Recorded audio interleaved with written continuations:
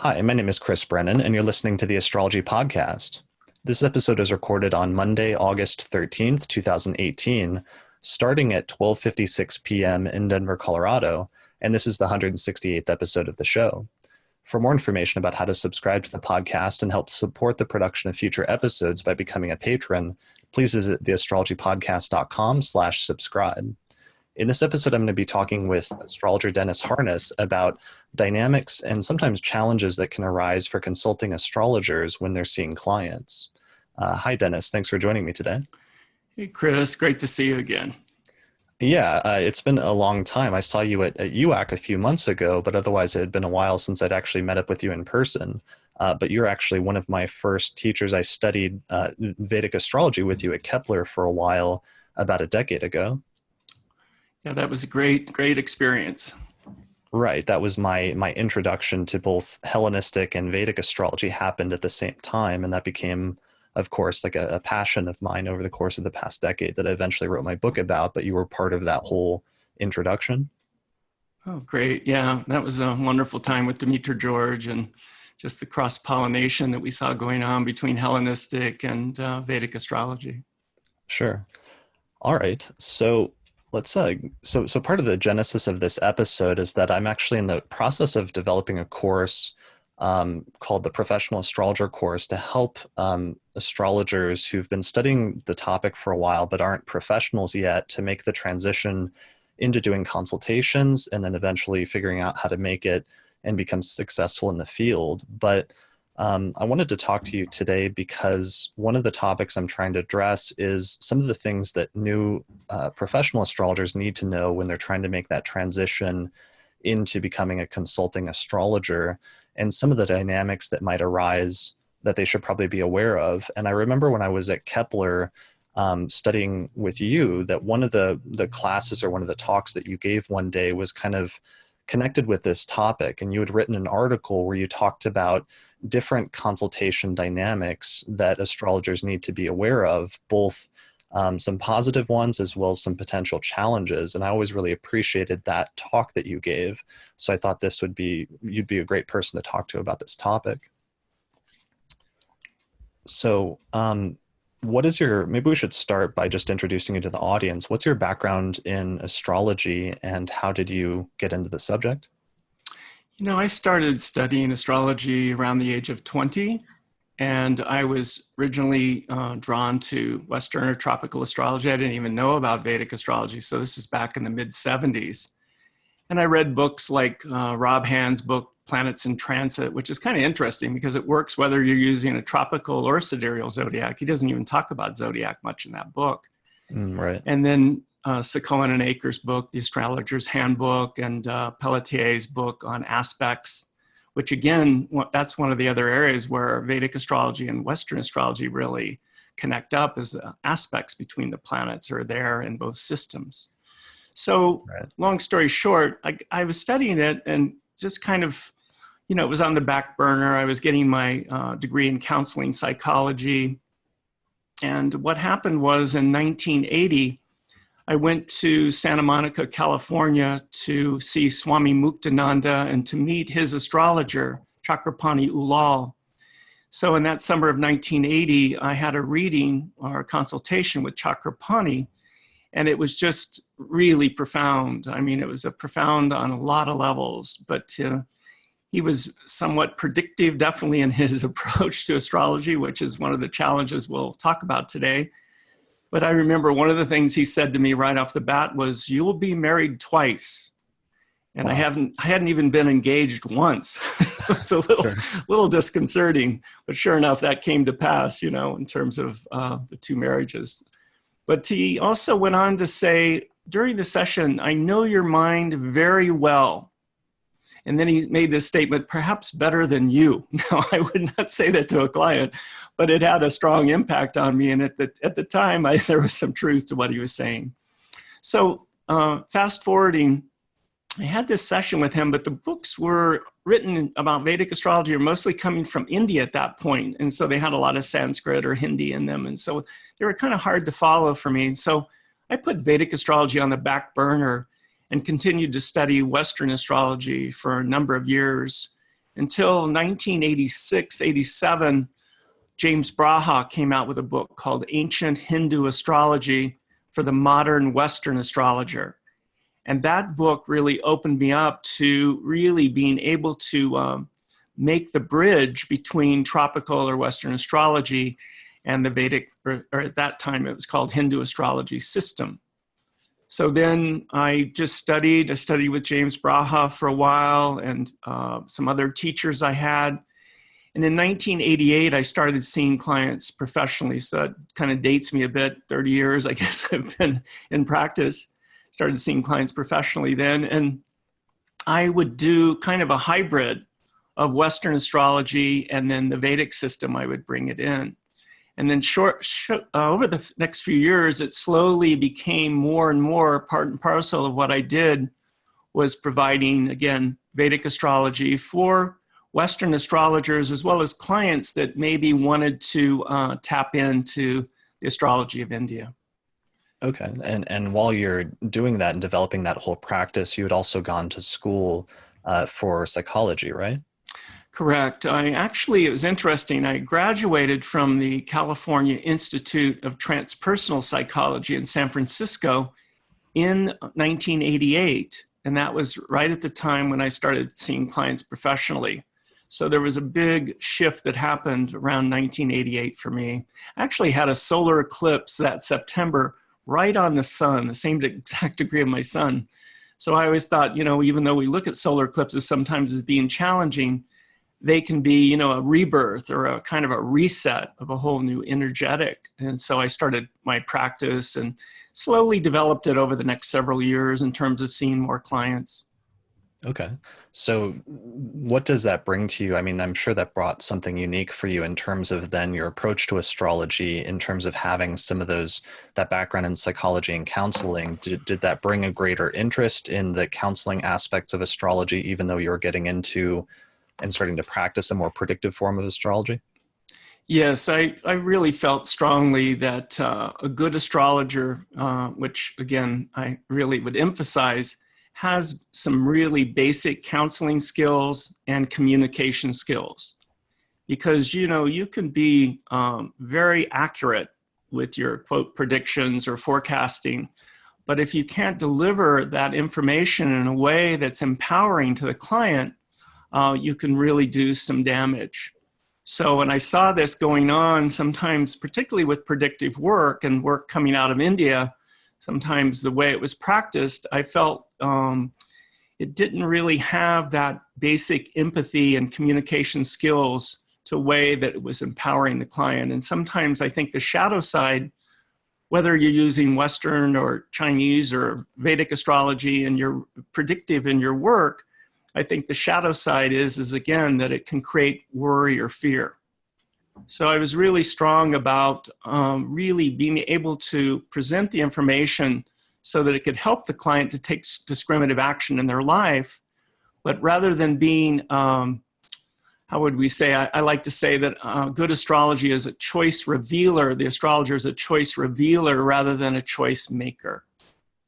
So to leave the client with a sense of self-determination in their life and the importance of emphasizing free will and the grace of the divine, which can be stronger than some of these astrological configurations in the chart. Okay. So, and that brings us to a topic. So one of the things it was before my time, but that I heard about happening is that even though in the West, there were things like Project Hindsight and the revival of interest in traditional forms of astrology amongst practitioners of like modern Western astrology, the advent of interest in the West in Indian astrology predated that by at least a decade, when some of the books by people like James Braha or David Frawley or other people like that started coming out in the 1980s. And astrologers started setting up organizations for the study of Indian astrology in the West. And one of the things that I've heard about was that there were sometimes debates about what was ethical in terms of the practice that came up because of the sort of conflict between some of the modern counseling dynamics versus the more, I don't know how to describe it, but predictive or fate-oriented approach to astrology in India. Was that true, or could you describe some of that process that was happening in the 1980s and 90s? More in the 90s, and again, I have to think about the actual date, but I was involved with ESAR, with the International Society of Astrological Research, Hmm. about creating their ethical guidelines. I was on their board, and I worked with Dorothy Oja and actually Glenn Perry on those ethical guidelines. And what happened was, and we worked for many months on that, developing and honing that, those ethical guidelines for ESAR. And then I asked Ray Merriman, who was the president at the time, if I could use that model for the American College of Vedic Astrology and actually the American Council of Vedic Astrology, so that we would also, in our field, would have these ethical guidelines and standards. And what I did was kind of wordsmith some of it to really meet more of the issues, again, around particularly prediction and forecasting and some of the other issues, remedial measures, things like that, that I felt needed some policing in a good way. So, and then our board with ACFA, we basically voted to utilize this and put that on our website as well. So that was kind of how that the ethical guidelines came in to Vedic astrology.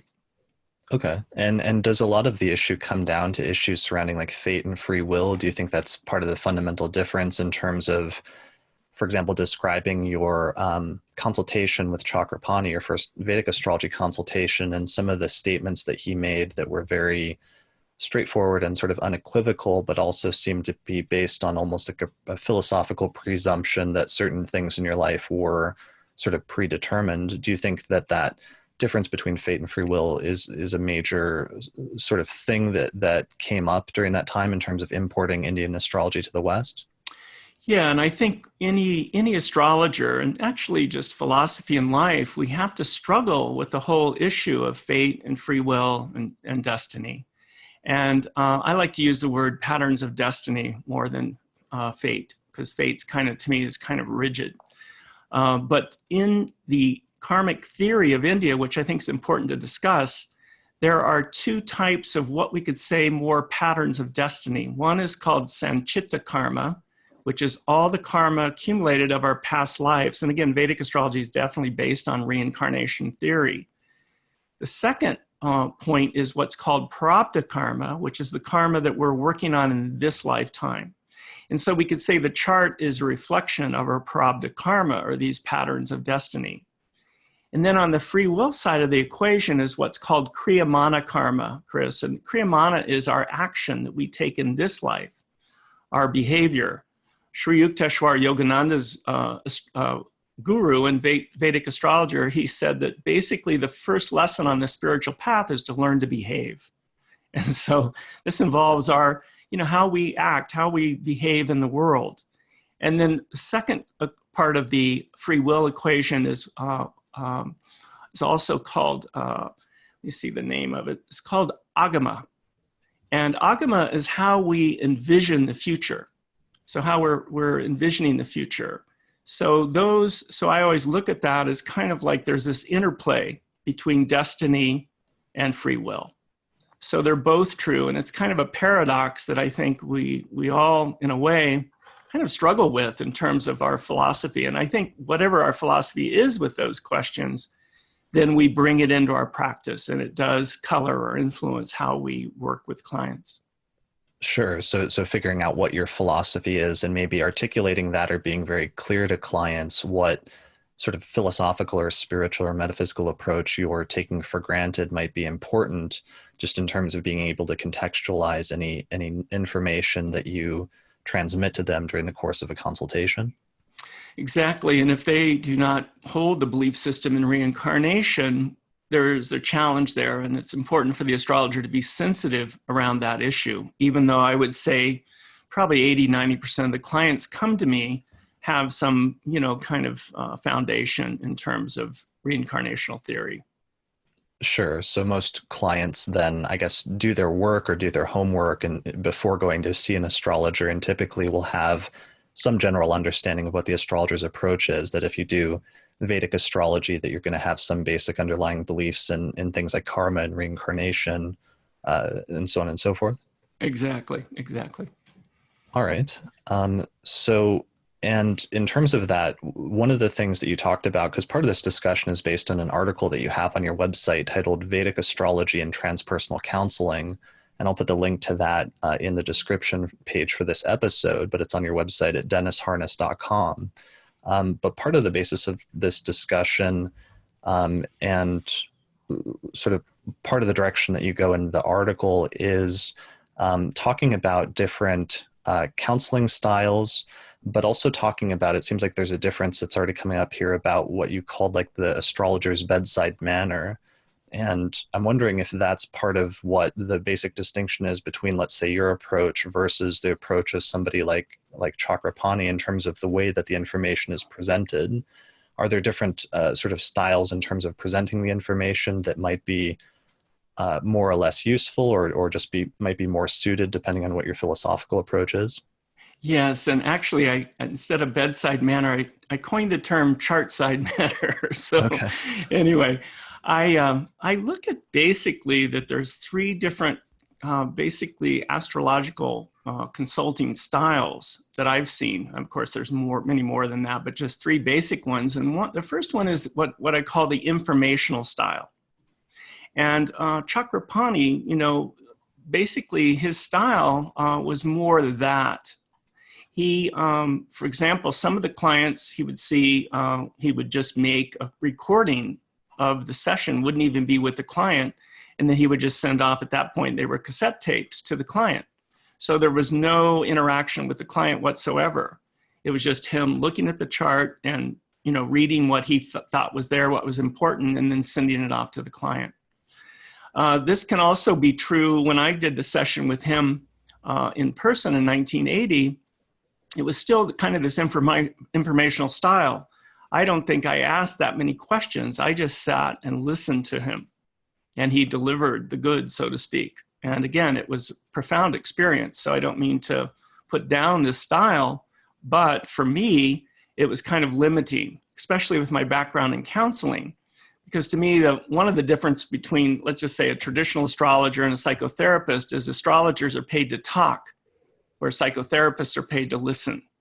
So in my practice, because I had the counseling background, my PhD is in counseling psychology, I wanted to interface more with the client and make it more of a dialogue between us rather than just an informational style. So I called the second style kind of more of a counseling style. And I think maybe even a better term that I find is kind of a consulting type style. And, one of the models that we use for the American College of Vedic Astrology is kind of more along the lines of, how would we put it? It's kind of the term spiritual life coach is used in terms of that. So, you can get a degree or whatever, get certified, in as a life coach. And that may be one model to go with. And so the counseling style, again, involves more of this interactive style, asking questions, having the client ask questions, things like that. So I think that's important. One of the things that I do with my clients is I have them send an email of the different areas that they would like me to focus on. So I'm not just doing a blank slate kind of session, because again, my interest is more, using it as an effective tool, as a diagnostic tool and a helpful tool to help the client take discriminative action. Sure. So instead of just looking at their chart and telling them what you think is important, actually asking them ahead of time what areas they would like to focus on? Correct. So this style, again, to me is what most astrologers do. And, there's great programs out there for that. There's the ESAR counseling skills training that you can take. And there's also the Organization for Professional Astrology, which I was involved with for a number of years. Used to be called ProSig, or Professional Astrologers Special Interest Group. And then we changed the name to OPA, the Organization for Professional Astrology, or astrologers. And I think those programs are really excellent. And then, as I mentioned, we have actually in the ACFA online program, the third year of it is this consulting or that spiritual life coach kind of style of consulting style. Yeah, one of the things I thought was interesting about the OPA approach, because I participated in one of their retreats once, was they did in terms of some of their professional development, like getting together a small group of astrologers of I guess it was four astrologers for my group, and then having them each pairs up and reads another person's chart, but they do it in front of the group, and then there's like feedback that comes after that from the other professional astrologers in the group about your consulting style and things that were strengths versus other things that you might work on. No, that's great. No, I was involved with those trainings for a number of years, and they're excellent. Actually, one of the things that we did back in the Bay Area in San Francisco back in the 90s is there was a group of us that met, and we would do these kind of, talk about some of the challenging issues that we had doing astrological practice. And in that group was Greg Bogart, who's an amazing, therapeutic astrologer. Mm-hmm. And Glenn Perry was in that group. And there were a couple other astrologers from the East Bay. But anyway, we would meet like once a month, and it was really profound to get that feedback from other astrologers, particularly around some of the issues that came up that were more, again, challenging in practice. And, that actually leads itself to the third type of astrological counseling, which is more rare, but becoming more a part and parcel of particularly transpersonal psychology is more the psychotherapeutic model. And this would be a model where you're maybe seeing the client once a week and you're doing more in-depth psychotherapy. Carl Jung, the famous psychologist from Zurich, Switzerland, his daughter actually was a very well-known astrologer in Zurich and would actually do the charts of not only clients, but also the analysts there. And Jung himself had a real profound interest in astrology, and he would say things like that in cases of difficult psychological diagnosis, I would often cast the chart to see things from a different vantage point, a different point of view. And he went on to say, I often found the chart elucidated some points that it would have taken me maybe years in psychotherapy to get to. So he was a real proponent of astrology, but he also saw the shadow side of it as well, which he discusses in some of his writings as well. So there was that strong transpersonal flavor that Jung basically popularized, which transpersonal basically means going beyond the ego or beyond the persona. So to me, astrology can be a real effective tool, part and parcel, if someone does have a more of a transpersonal orientation to psychotherapy. Okay, so this is really the blending, the full like merger or like marriage of depth psychology with astrological readings is what the third approach is. Yeah, and I people like Richard Tarnas and again Greg Bogart, Glenn Perry, some of those. There's a number, of course, of other psychologists. Like Zip Dobbins was one of the early pioneers in that field of psychotherapeutic astrology. So again, I think that model is nice because if you're actually, but again, the point is that you need to be licensed, I think, as a psychotherapist, I think, to be really qualified to do that work. At least I think that's more of a safer path to go or more prudent path to go. Not necessarily that everyone needs to take that path, but again, I think that may be a way to kind of cover your bases and cover your training. Sure, definitely.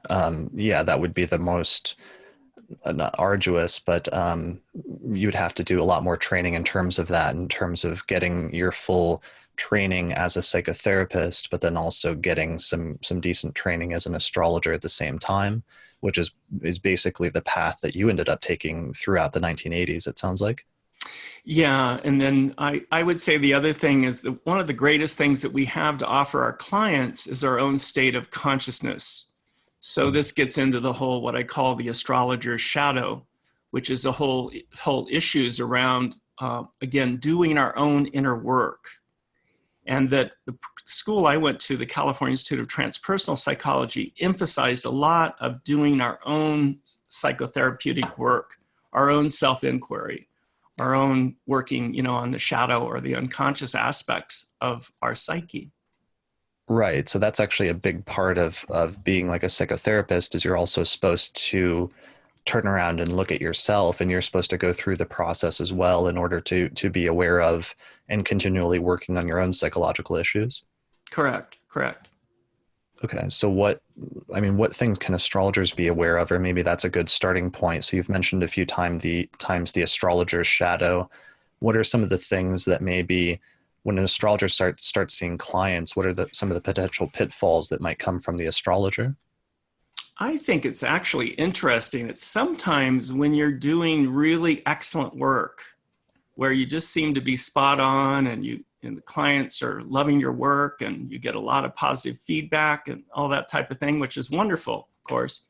But what happens sometimes with that whole process is that the astrologer can get inflated and they can get kind of, how would we say, grandiose in their own their own viewing of themselves. And that whole pitfall is kind of making oneself feel godlike or goddess-like, where you're omniscient, where you're omnipresent. And that, to me, is a big part of the astrologer's shadow, is that grandiosity.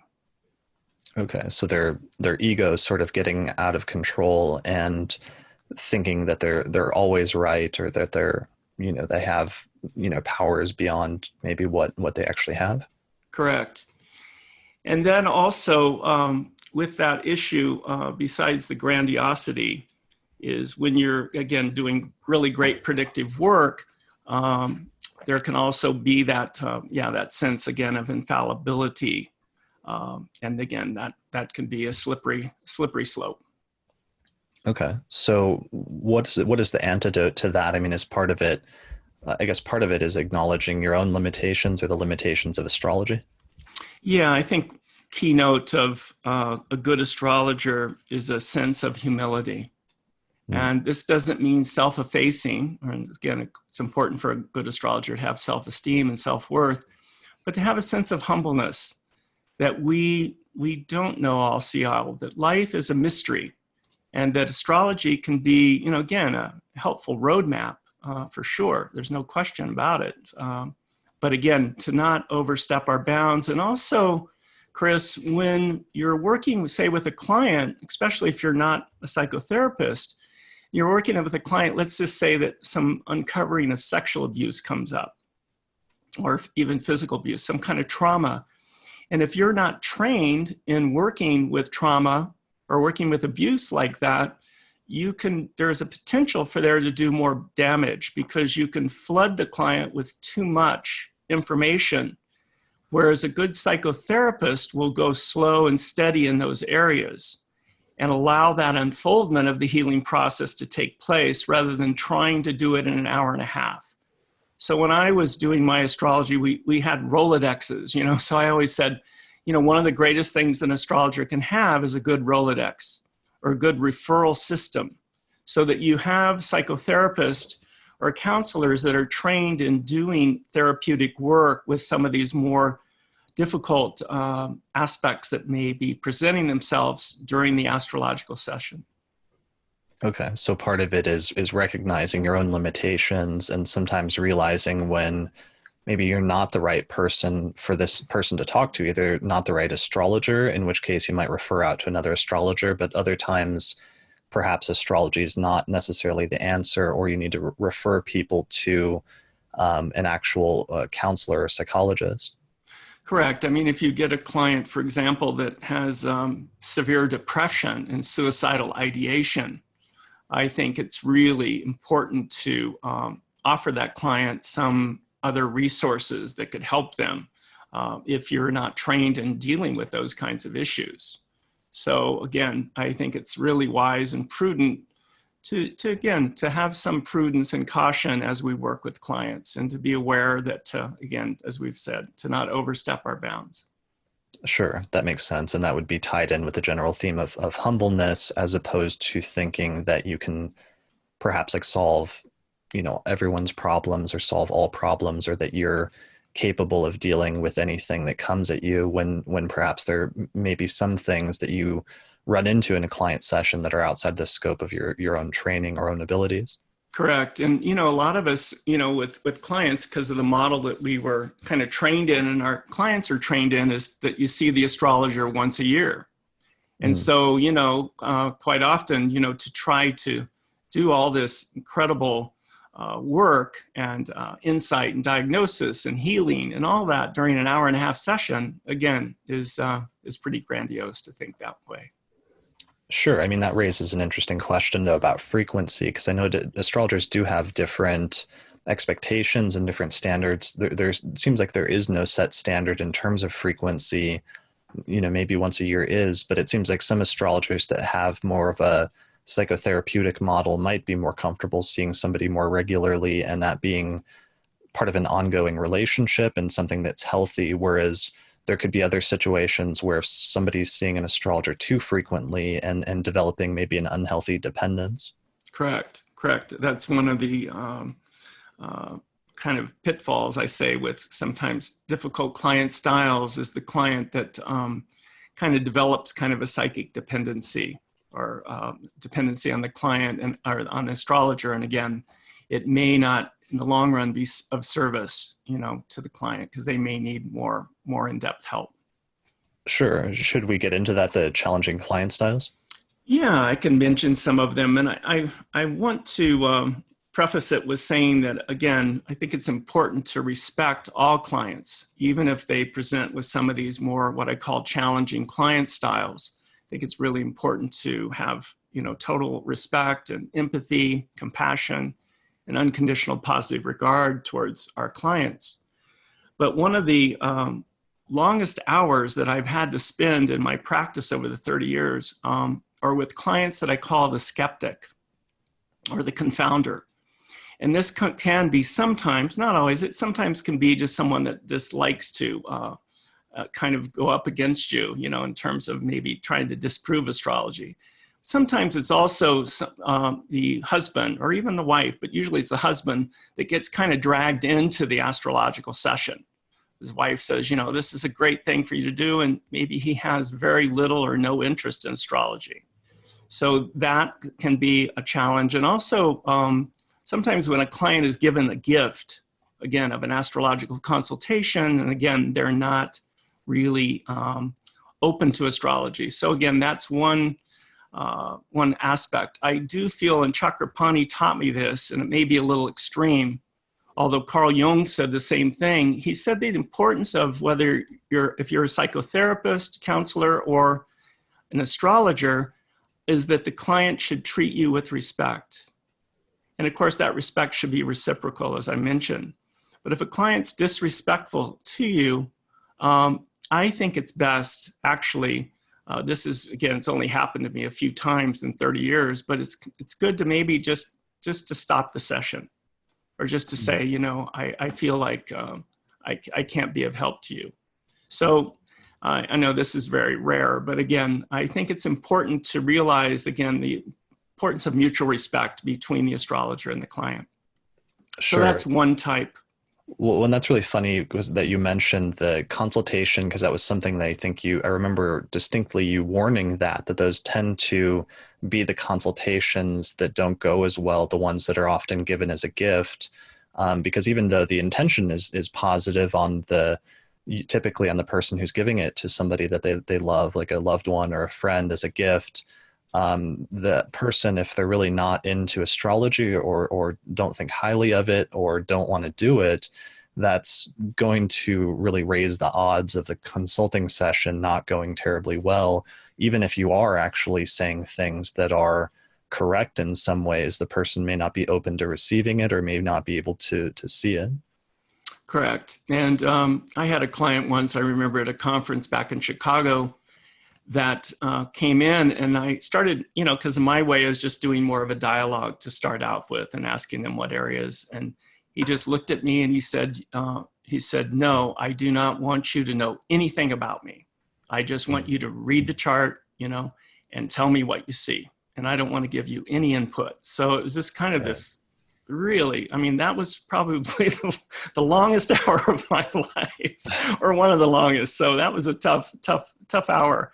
And I probably should have said, this isn't working out. This is not my style. Here's someone that I would recommend, that does more kind of an informational style for you.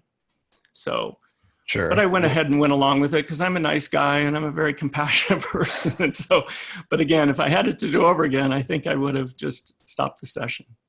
Well, and it's tough because there's an issue there about, occasionally you'll hear the story, or it's almost like a cliche story of the astrologer who was a skeptic, but then something happened and they were exposed to the subject or had some sort of revelatory experience with astrology and suddenly started a lifelong career as an astrologer. Like I feel like I've run into a number of astrologers with that story. And so you never know if you are going to be that one consultation where somebody has that experience. And on the one hand, it's annoying and more frustrating and probably less productive overall for you to have to just like show off whatever you can do with astrology for this person in order to convince them that there's something to it. But on the other hand, maybe that can be like that one experience where you do change somebody's mind. But yeah, I guess I could go either way. Yeah, and I think again the key word there would be respect. I have, like I said, I've in the 30 years I've been practicing, I've probably stopped a few sessions is all, over that time. So again, but I think it's just important to just be aware of that because it may kind of fluster the astrologer a bit, maybe take them back a bit, and just to note that you will get clients like this. And again, just do the best you can and try to create, again, a good dialogue with them, I think can be really helpful. Sure, definitely. All right, that makes sense. And backing up, your first one actually that you listed in the article was the professional, and I was wondering if we could get into that client style a little bit more deeply. Yeah, this sometimes can be kind of the what we were saying about dependency, that where they go and see an astrologer maybe once every couple of months and they try out different astrologers, which is fine and everything. But sometimes in Sedona, particularly because every other person's astrologer, psychic, or mystic. I mean, my manicurist does palm readings, for Okay. example, and the mechanic, the auto mechanic, is a psychic. So he, as I like to call him, he's a karma mechanic. Okay, but sometimes again, clients that really see a number of astrologers. I remember one client came into me and she gave me the cassette tape and wanted me to listen to it before our session, of sessions she had done with Rob Hands, Zip Dobbins, these different astrologers. And she had kind of piecemealed like 20 minutes with each of these astrologers and wanted me to listen to it. And so she was kind of what I consider a professional client. And the problem with this, this kind of dependency is sometimes it can can interfere with the person exerting their own will. Because again, it can get into this kind of sometimes a little bit of a fatalistic idea. And then maybe shopping around to try to get the astrologer to say what they want to hear. So there can be that aspect to it. But again, sometimes I just call this the professional client. Or sometimes maybe giving you too much power or asking the diviner or the astrologer to make their choices for them. Correct. Yeah. Okay. So then ideally, and maybe if we could flip this around, so the ideal scenario then, if that's the like less than ideal scenario, is trying to encourage that person to become more self-actualized and to sort of take charge of their own life in order to not have to rely on like an astrologer or something in order to make their own choices, but maybe helping to wean them off of that, or helping to show them that maybe they're abusing that or it's become unhealthy for them rather than something that's helpful.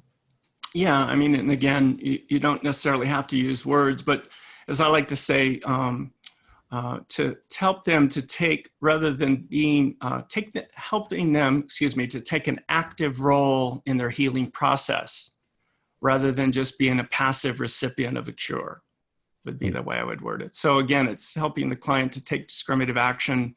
But sometimes, I'll say to the client, again, your life better than I.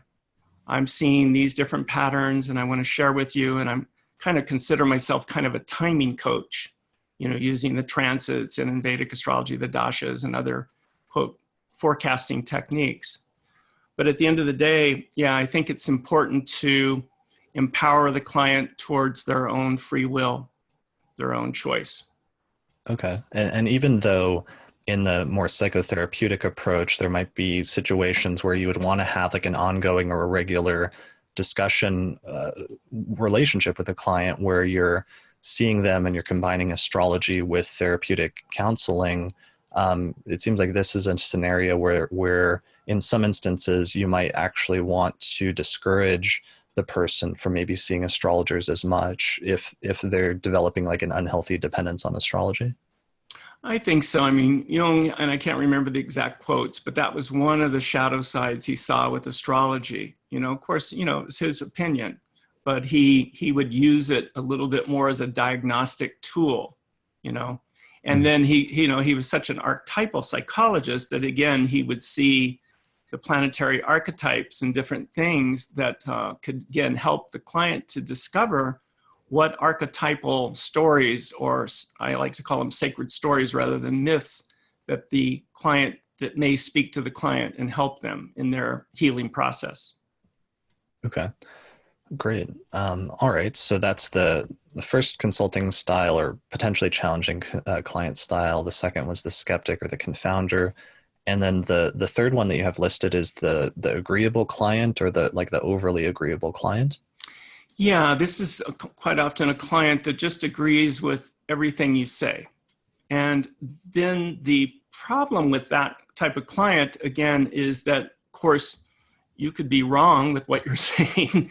And, so the importance, again, staying humble and realizing your fallibility. And then quite often with that type of client, there can be an issue of where they see you, again, as this godlike or goddess-like figure in their life, like the oracle at Delphi, where you know all and see all. And the problem with that is that if you get a client, which is probably one of the most difficult clients to deal with, is what's called borderline personality disorder. And again, this is rare in practice, but if you can't spot a person with this kind of disorder, this challenge, I like to use the word challenge more than disorder, it can really, really create havoc for you.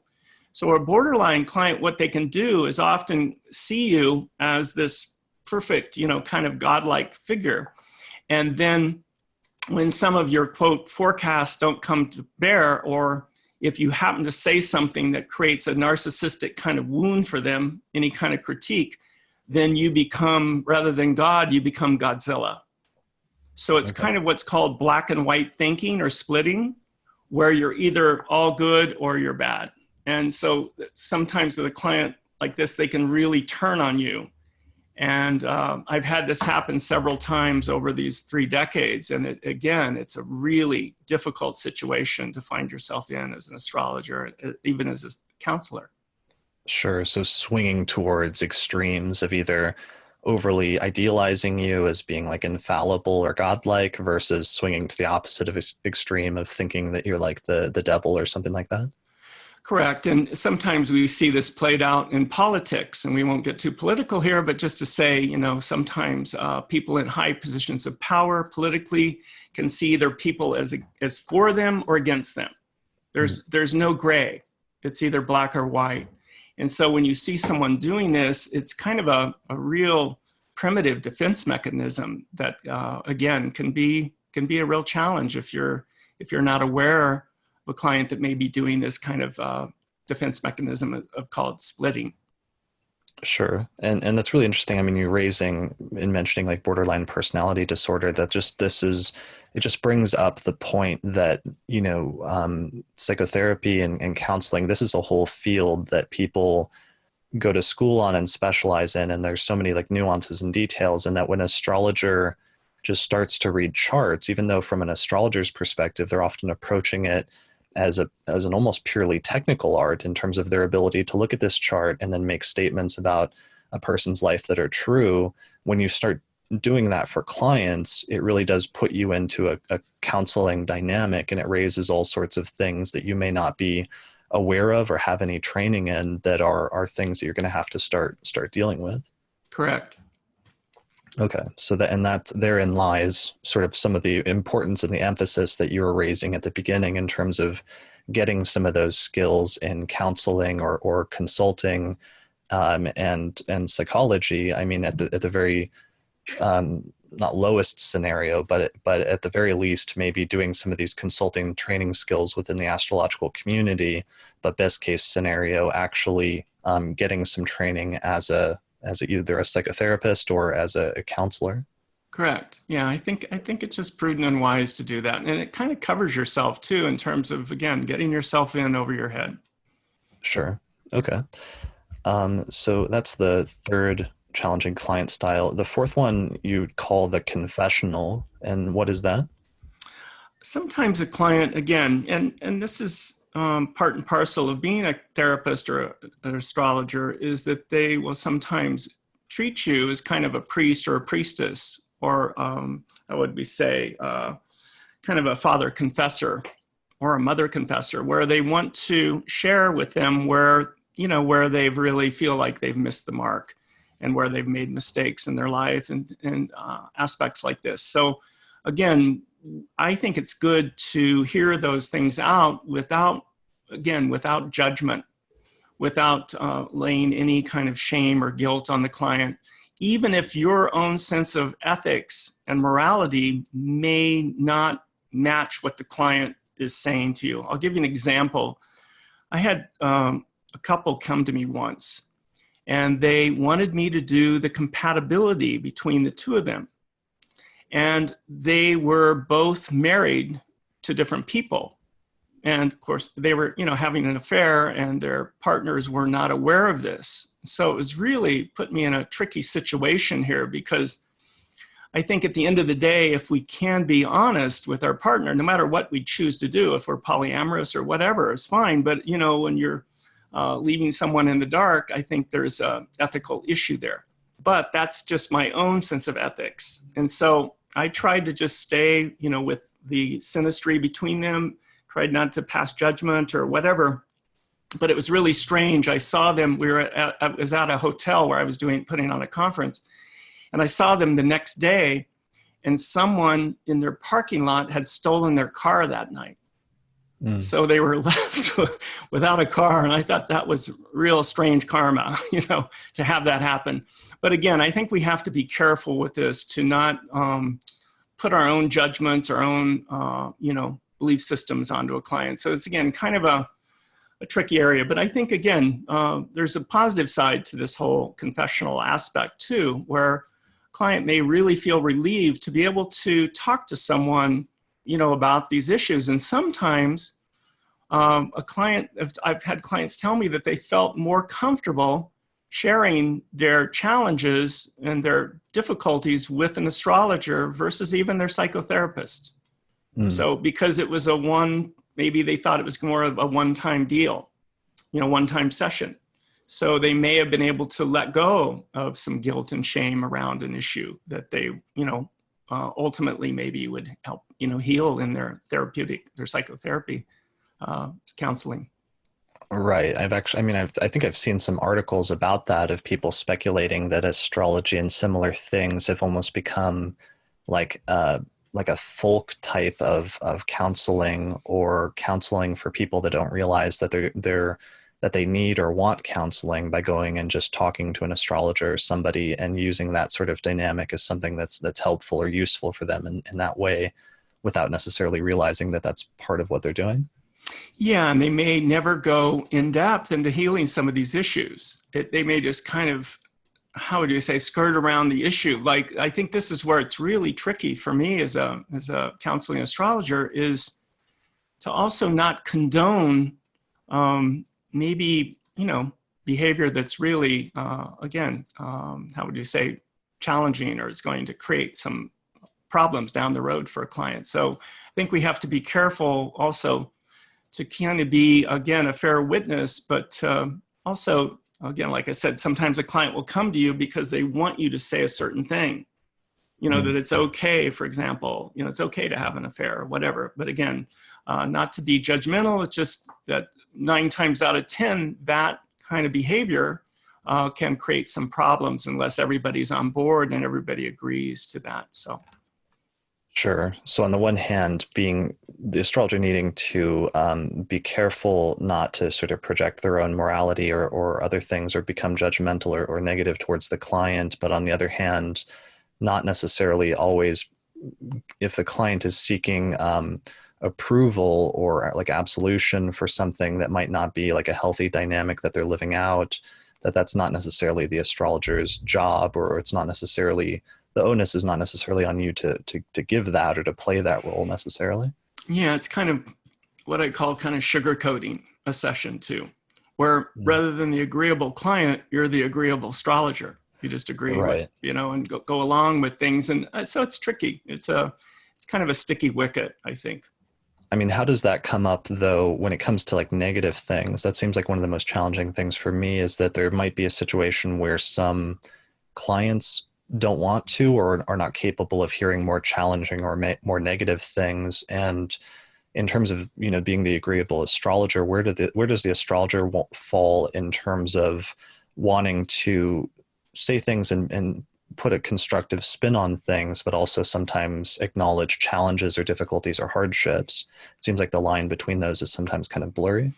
Yeah, and the other thing is you have to, which is again challenging in an hour and a half session. You have to try to assess what what the client, what may be helpful, what may be therapeutic in the session. And sometimes, you could be totally right about something you've seen in the chart, but the client, as you were saying, may not be capable or ready to hear that quote truth. And so again, it can create sometimes havoc, for the client to press in too much to some of the challenges. But again, I like to use the word challenges, and I try to reframe the challenges into a positive aspect for them. So, for example, maybe they are running, let's just say, a difficult Saturn transit. Just say Saturn's going over the moon.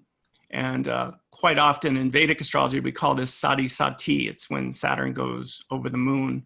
And it 9 times out of 10, I had clients actually, I don't know if our students at Kepler, I don't know if you did this process, but I had them talk about the last time they had sati sati and any experiences that went on, particularly when Saturn was going right over the moon. And 9 out of 10 of the students, it wasn't a cakewalk.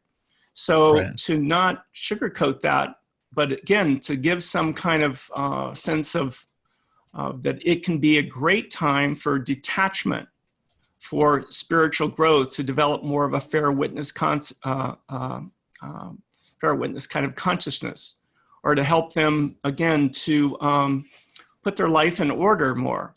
So any quote Saturn transit, sometimes Saturn gets the shadow projected onto it quite often, and yet sometimes with these Saturn transits, as we know, whatever we quote fear, whatever the challenge we have, if we're able to work through it, becomes sometimes our greatest ally. So I try to reframe things in a more positive light, but also at the same time, I don't want to cheerlead a client off the cliff either. So Right. it's again that kind of balance that happens, I think, with a good astrologer. And I think the only way you, besides getting counseling training, these kinds of things, is just by being in the trenches with clients. You start to really develop more empathy and more of a skill set in order to reframe and put even the most challenging aspects into some positive light or some ability to work through it. Because I think at the end of the day, you always want to leave a client with a sense of faith and optimism and hope. Sure. And it seems like part of the point there, one of the points you made in the article, that sometimes or most of the time it's more important to be helpful or to be healing rather than just to be right, or being right is not always paramount necessarily as an astrologer, even though obviously we strive for and you want to be accurate in your statements as an astrologer. Sometimes just because you can say something doesn't necessarily mean that you should. Yeah, it's that right timing aspect. And again, if you're having an ongoing counseling relationship with a client, then again, you don't have to unload everything you see in one session. And again, I think it's again something that we need to be prudent about, even if we are just seeing a client, of course, for one session. Sure. And it seems like that's something that astrologers learn how to do or learn how to assess pretty quickly on like a client by client basis, because there might be some area or something you would say to one client and they would be perfectly fine in receiving that information versus another where you could say something similar or make a similar statement in a certain area of life where that might be actually really harmful or hard for them to hear in some way. So it's almost, it becomes something, an assessment you have to make on a client by client basis, it seems like, right? Correct. And if, for example, if you get a client that's really depressed, again, I think it's always good to lean on the side of focusing on the positive strengths in the astrological chart and in the session. So to build on the strengths rather than pointing out the challenges right away. So it's good to, again, to accentuate, I think, the positive. Sure. So that actually leads us to the fifth counseling dynamic or challenging dynamic that can sometimes come up with clients, which is the sort of rescue me type client. I think that's what you called it. Yeah, can be a client that maybe is looking for you that you have the magic pill that's going to make their life, better, or you have a kind of a magic wand, as I put it, to make everything fine.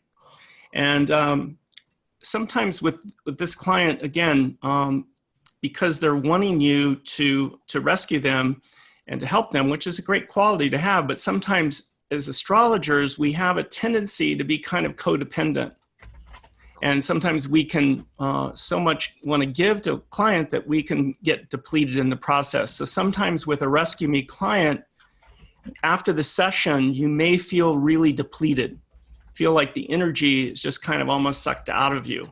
So again, I think we, again, need to always, with the rescue me client, again, to try to put the energy back into them, or the power back into their hands, in terms of making the changes that they need to make in their life so things that can move more slowly and move in a good, healthy, developmental way. Sure. And that seems a blend of some of the others as well, in terms of the astrologer not necessarily not projecting onto the astrologer that they're infallible, or acknowledging the limitations or being realistic about what astrology can do, and that the astrologer can't necessarily just wave a magic wand and make everything better or make it perfect in a person's life. Yeah, and as Freud said, the two things that clients come to you with are to work and to love. And so sometimes with a rescue me client, they want to know when they're going to meet Prince Charming, or the princess, and also lucky numbers in the lottery and all kinds of things, so that somehow magically their life's going to be better, financially, or, in terms of relationship or career. But again, I think you want to emphasize where you see different transits, for example, or different dashas or subcycles, as they're called, bhuktis in Vedic astrology, where the person may, be able to really, quote, meet someone or connect up with their dharma in terms of their career. But one of the challenges, let's just say if Jupiter's transiting through the 7th house, and you may say to the client, you're going to meet there's a good chance of meeting someone during this time of this Jupiter transit. And then sure enough, they meet, a really great person that matches their pictures, and they end up getting married. And then a year or two later, because of just the challenges let's just say in the synastry between the charts or other aspects that are going on, not necessarily astrologically, but just in terms of the partner they choose, they go through a divorce. And so again, I think we have to be a little bit prudent in terms of just wanting to rescue clients, or again, waving the magic wand that's going to make everything okay. Right. That's really challenging in terms of when they're wanting or hoping or looking forward for something and looking for you for confirmation of that. And sometimes it seems like an issue that the astrologer can run into that can be difficult, is being influenced by what the client wants, and needing to be careful when you're looking at some transit or some activation in the future that's coming up, maybe not being overly influenced, so that you sort of, there's like a transference of almost like they're wanting that thing, and you look for it in the transits and sort of see something that looks moderately positive, but maybe taking it to be overly positive than it actually will be. Yeah. I think again, it's again just a thing to be able to look at and recognize. And like I said, we as therapists or astrologers, we have such a desire, strong desire, which is a wonderful thing to help people, you know. But sometimes, again, as I say, we have to be careful not to cheerlead someone off a cliff.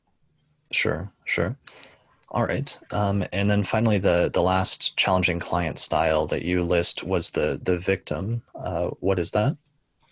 That is, again, client that may feel that their chart is, they feel that they're maybe being punished by God, you know. And so they get into playing, you know, kind of a victim role to life. And again, granted, there are victims, and we see it every day in terms of people that are abused or whatever kind of victimization. So I don't mean to downplay this, but I think at the same time, want to encourage them, again, to, as I mentioned earlier, to be an active participant in their healing process. So kind of helping them to get out of kind of victim consciousness that at the end of the day doesn't really serve that much. You know, sometimes, and again, I have to be really careful how I word this, but sometimes behind someone that's a victim, playing victim, and this is more when they're playing victim, there can be a persecutor. So rather than seeing where they may be inflicting challenges or pain on someone else, it's easier for them to play the role of them feeling victimized. There's a technique, there's a how would you say, a psychological term called projective identification. Whereas let's just say if someone has a lot of anger in them, where they may try to invoke the anger in you so that the anger is outside of themselves. So they don't have to deal with their own internal anger, and then it's placed outside of themselves. And so again, I think just helping a person to take an active role in the healing process, as I mentioned, you know, is a essential kind of quality that we have to, we're kind of like a motivational coach, really. And again, I would use for most of us, maybe spiritual life coach is a model that may feel comfortable for a lot of astrologers. Right. It's so interesting, the number of different fields that you end up having to take and develop some ability or some specialization in that get incorporated into being a practicing or a consulting astrologer. Because we've already named like at least 5 or 6 different fields where there's different things that you need to sort of draw on or have some familiarity with in order to be sort of a really effective astrological consultant. Yeah, and then, you know, it even gets into the whole field of medical psychology, medical astrology, excuse me, which again can be a slippery slope if you're not, you know, a doctor, or if you don't. Again, we have to be careful not to prescribe illnesses and things like that. I think that's, again, one of the kind of challenging areas when you see something in the chart that may look like a health crisis coming, and how to word that in a way that, again, is giving the client a heads up, but not creating fear or worry.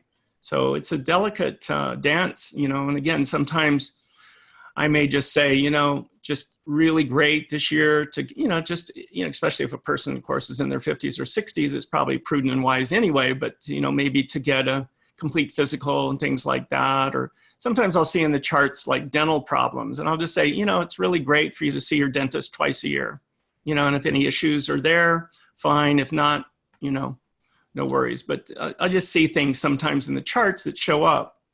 Or maybe a client that really has a woman client that has a really difficult chart for having children. Mm-hmm. Have to be really careful about that, because sometimes I'll ask the question before I even say anything about what is your desire in terms of having children, you know? And if they say, you know, I have no desire to have children or whatever, you know, then I may say something, well, it looks like your chart that this may have been kind of a little bit of a caution light in that area of your life, and you may have kind of circumvented a challenging kind of karma to take on this lifetime. And I've heard numerous women have said to me, you know, God, it relieved a lot of guilt that they felt about not having children.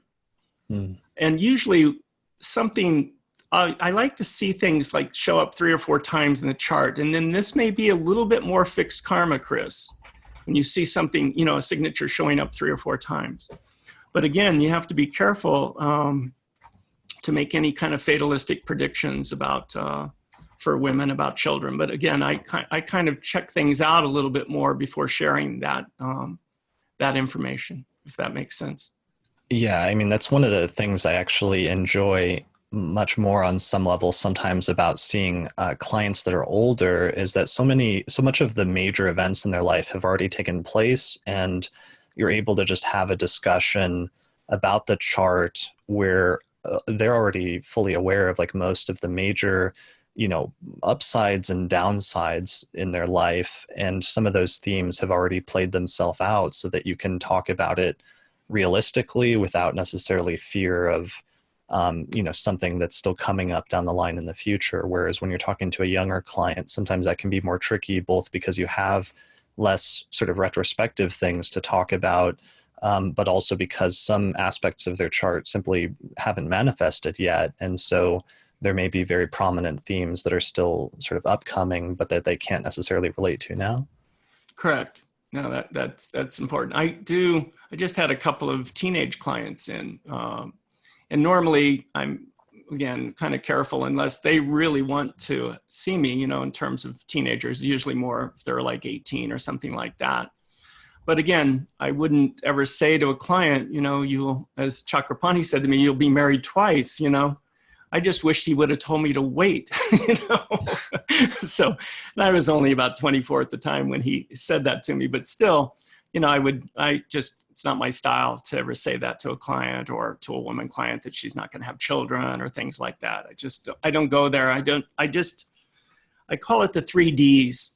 I don't like to predict death, divorce, or disease, because I think by doing that, you're, again, playing kind of God in someone's life. And I think it's, again, I've seen sometimes where you even see maybe a client that has some difficult aspects where they actually may be leaving their body, and they go through some kind of death rebirth experience, either physically and or emotionally, mentally, spiritually. So I think we have to be careful about predicting death. And again, I could go into more detail on that. One thing I would say is that there was a book written a number of years ago by Richard Hauck called The Astrology of Death. And I remember Michael Luton talking to me at one of the conferences, and he said, Richard Hauck sent me a copy of this book and wanted me to, write an endorsement of it. And he said, I didn't even need to read the book. I just told Richard, this book scared the shit out of me. So, was that his endorsement? I don't really. Yeah, right. That'd be great on the back cover. Yeah, right. And what kind of a sad part of that is Richard was asked how long he would live himself. And I think he said until he was like 79 or something. And a few years later, he died of cancer. So it's just, to me, these things are, particularly death, even though you may see it in the chart and everything like that. I think, again, it's just an area that my teachers from India just said it's better to not predict death or disease, for that matter. Okay. I used his chart as an example at one point because he has the ruler of the ascendant tropically in the 8th house, which I always thought was really fascinating that he ended up writing that book. And and then everything that happened with that afterwards. So that actually brought up, or just to go back a couple of steps, with older versus younger clients, where do you draw the line in terms of age? I know some astrologers won't see clients below a certain age, or sometimes you have the third party chart issue of a parent wanting to bring a child's chart. Where do you fall in terms of that? Are you okay with that, or do you have any issues with that? Or it's a really it's fraught with a lot of difficulty, I think. I would say, all things being equal, probably better to wait until the teenager, like say 16 to 18, something like that, in terms of doing initial session. And even with that, I usually just do a half hour, and I'll tend to focus on the positive things that I'm seeing in the chart, the strengths that I'm seeing in the chart. So I think it's, again, a real challenge to do that. And then you get into a whole issue about third-party things. And again, a lot of times, clients that you've seen for a number of years want you to look at their infant's chart, And again, I think it's just a kind of a precarious situation. So I've done it in the past, and I've always felt like this is an area where the ethics are a little gray. But again, I would tend to just look at the chart. And if I see, really pronounced Venus, for example, I'll say, I think it's good for you for the child to go to a school that emphasizes the arts. Maybe it could be like Waldorf or Montessori, or even if it's public school, but that, the school really has a lot of emphasis in music, dance, drama, theater, art, things like that. So I may see that in the chart and point that out. But again, I tend to steer clear of making any kind of even challenging forecast or any of that kind of thing with children's charts. So I don't know if that answers your question, but I think it's a really, really good question, and something that as astrologers we need to kind of grapple with and to be careful.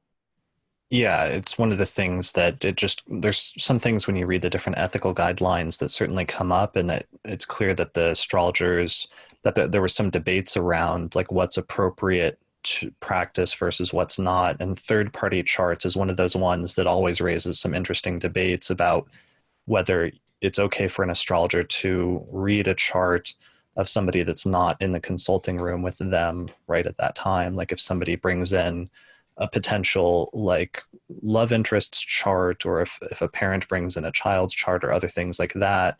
And the ethical guidelines for ESAR, I think, actually say that you're not actually allowed to do that, right? If I'm correct. remembering that. No, that's correct. I think that's the safe way to play it. Sometimes with clients, I have asked the question, do I have permission to look at this person's chart? But even there, that can be a slippery slope, because whether they're actually telling you the truth or not is another question. But at the end of the day, I just think it's cleaner to, just to have the person that's getting, that you're looking at the chart, for them to be present. There are situational ethics sometimes that get into play here, So if someone's abusive to their partner, like how do you deal with that? Things like that. So I think, but at the end of the day, I think it's just cleaner probably to not do third-party charts. Sure. And finally, one of the areas is, it seems like sometimes establishing proper boundaries with clients seems like it can be an issue that astrologers have to learn once they get into it. How is that? Is that something that you've had to develop, like a sense of that, about how to establish proper boundaries? I think, again, it's probably cleaner, if possible, just to not, it's tough because, sometimes clients come to you that are your close friends, So it's not, I think it is a gray area, but I think it's probably, again, it's like with psychotherapy, it's probably better to just keep a professional relationship if possible. I just think it's cleaner and probably more professional to do that. But again, there's always situational ethics that come into play. And like for example, friends or things like that want you to look at their chart. I mean, you're not going to just diss them as friends. But right. Of course, you could refer them to another astrologer or whatever. But at the end of the day, again, I think this is kind of a gray area. Probably good, though, if possible, just to keep healthy boundaries.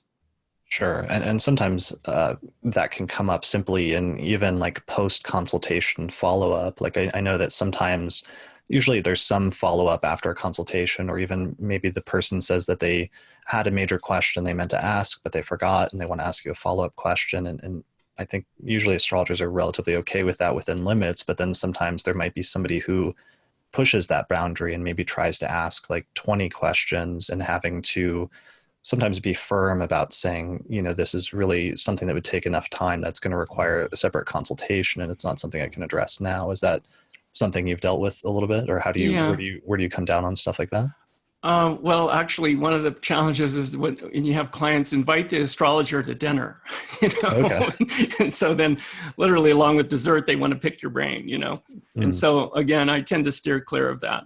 But one of the things that I do encourage to an extent is to sometimes, if it's appropriate, if I feel right, just have the client, I'll just say, just kind of email me down the road an update of how you're doing. And it's just kind of a way for me to reach out to them and, but leave it in their court in terms of if they want to contact me in terms of further contact. But again, if it becomes, a lot of questions and things like that, then sometimes I'll even just schedule like a half-hour update, things like that. Okay, got it. All right. And it seems like a lot of the things that came out of this is just one of the points you made earlier is that book learning has its limits, and you can learn a lot about astrology from books, obviously, and that's always going to be our primary resource in addition to our teachers. But there's something about actually doing consultations where there's so much of this that you don't learn until you're actually in the trenches. And then there's things that you have to pick up and learn as you go. So, in terms of getting started doing consultations, do you have any advice if somebody was just getting started, or how when you're ready to start seeing clients? Well, I think one way is to get some certification. It's probably a safe way to do it, is just to get, whether it's through ESAR or through American College of Vedic Astrology or the Council of Vedic Astrology or some of the other organizations, NCGR or OPA, to get, some basic certification. I think is a smart way to go. But once you've done that, once you've got that foundation, Chakrapani said to me, he often said to me, just do charts. So again, it's like, that's a, big question. Like, when do you actually start? And for some people, I think it is a situational thing where some people are just so gifted at it that they may be able to start more readily seeing clients, sooner. And some people, it may take them, several years to feel that. But I think at the end of the day, you can also wait forever, Right. And it's just, like you said, you just, ultimately have to get into the trenches and experience things. And, again, stay humble, go even charging. Sometimes I recommend to young, or not necessarily young by age, but astrologers that are just starting their practice, to maybe, charge more of a minimal amount of money, or do a sliding scale fee or something like that, maybe to start out, to build their practice. So these are just some of the things that I would say.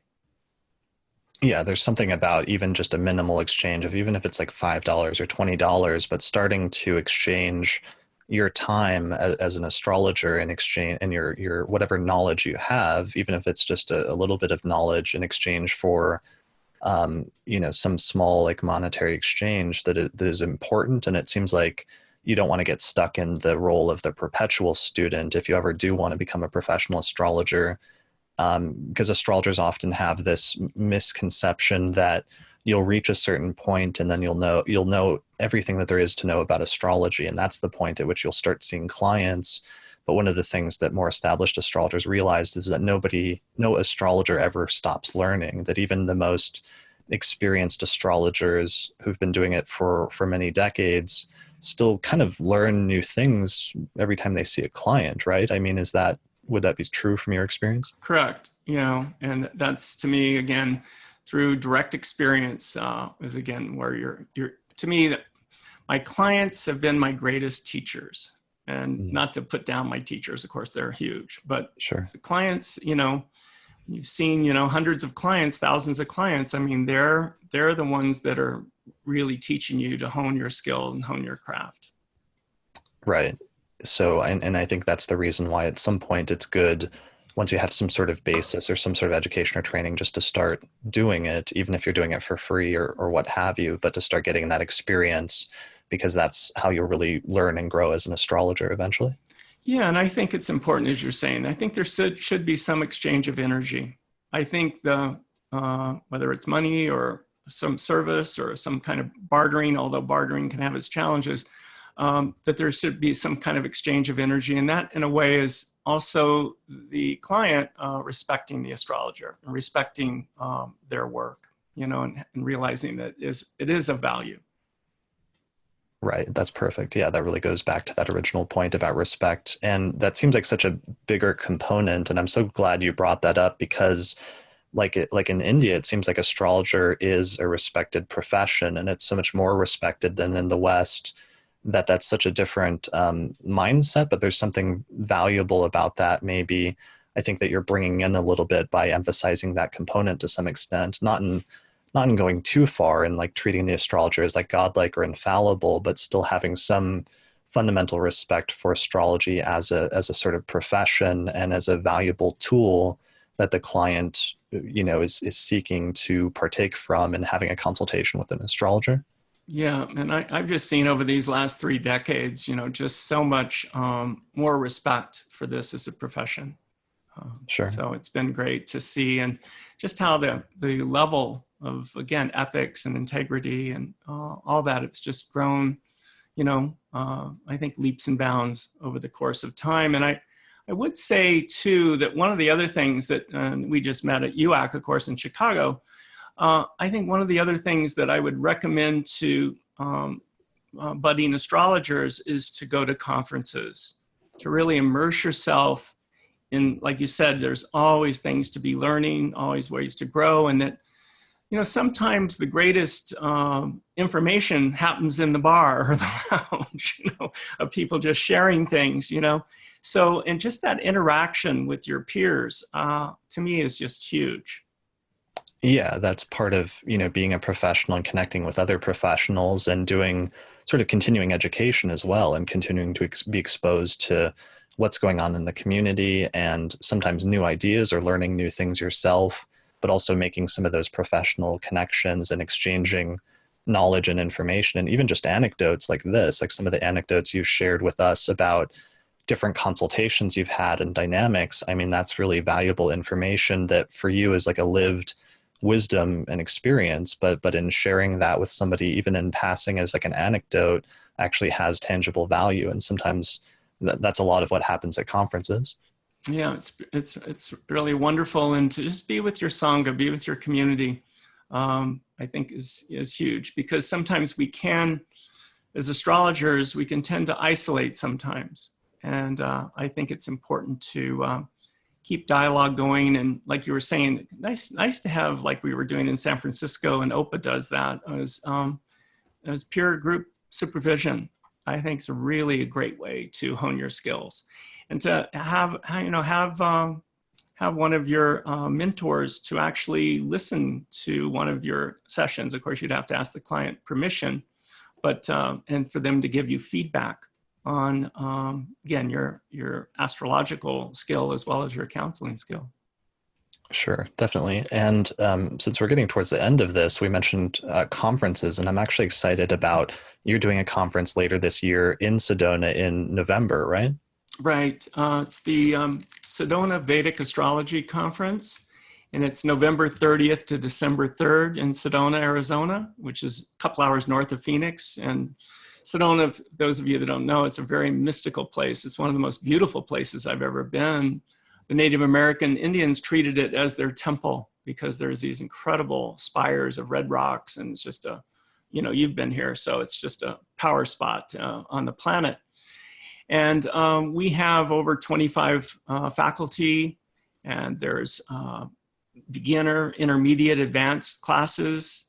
We have all-day intensives, number of people, Joni Patry and Camilla Sutton and Sam Jeppe and Jeffrey Armstrong, Andrew Foss, number of also Eve, and Dr. Pai. Eve and Dr. Pai are going to do an all-day intensive on the nakshatras. And so it's just a variety of different classes. And we have a room this year devoted to yoga and meditation. So people need to kind of chill out and do some yoga or meditate and kind of take a break from all the mental kind of energy of learning astrology, that's available as well. So anyway, hopefully you can come. We'd love to see you there, Chris. And the website is just sedonavedicastrology.com. Okay, brilliant. Yeah, I'm actually thinking about maybe going out there for that to see some lectures because one, there's still so much that Western astrologers can learn, especially Western astrologers like myself that are into traditional astrology, can learn from the practice of Vedic astrology, because there's so many currents in Vedic astrology still that are things that used to be practiced in the West 2,000 years ago in the Hellenistic tradition, but that were lost. And they're still, active and live traditions in Vedic astrology today. Even things very simple like using whole sign houses, but also more advanced things like the dasha systems, which are often used very similarly to the Time Lord systems. And I'm sure there'll be some talks on dashas at the conference, right? Oh, correct. Yeah, I think Joni Patri's doing an all-day intensive how to interpret the birth chart, but she primarily focuses a lot on dashas and transits as well.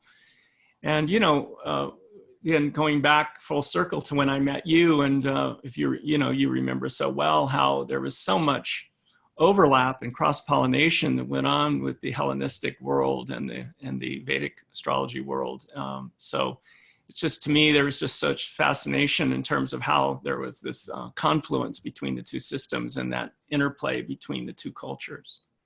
Right, definitely. And that's the most fascinating thing, because we're just recovering Hellenistic astrology through translating texts, but we only have so many texts, and the texts are sometimes very cryptic or very brief. And sometimes you can see that Vedic astrologers are still continuing many of those practices today and have expanded upon them in very interesting and useful ways. So that's definitely one of the reasons why I'm interested in thinking about attending, in addition to doing some interviews. And one of the things I loved about your conference last year, because you did the same conference last year, is it seems like you're drawing, you seem very conscious of what's going on in the astrological community. And I noticed that you drew on some of the astrologers that are doing Vedic astrology on YouTube that are becoming very prominent.